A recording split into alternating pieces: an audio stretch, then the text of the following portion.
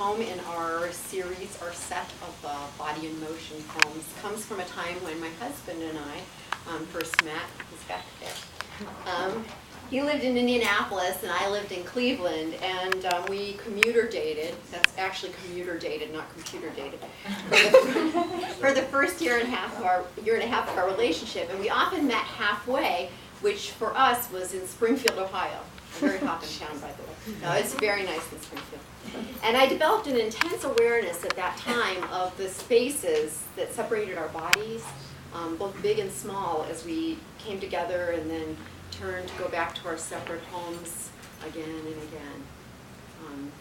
But I guess we know how it ended up since we're in Cleveland now. Things our bodies know. There is still the pressure of your fingers along my jawline, the swell of your lower lip caught between my two. We've spent another night in a strange bed in a town halfway between our two.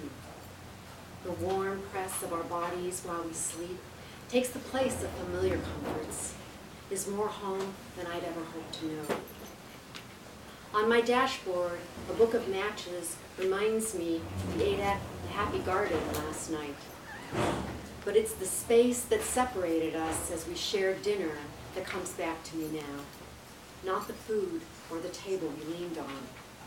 Then your hand at the small of my back as we walked out the door.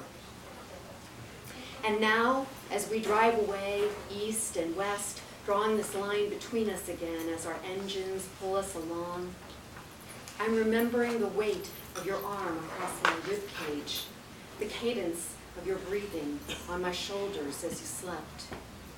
And I hold it all to me for as long as I can. Then press my foot into the accelerator, feel it all flutter loose and fly away behind me.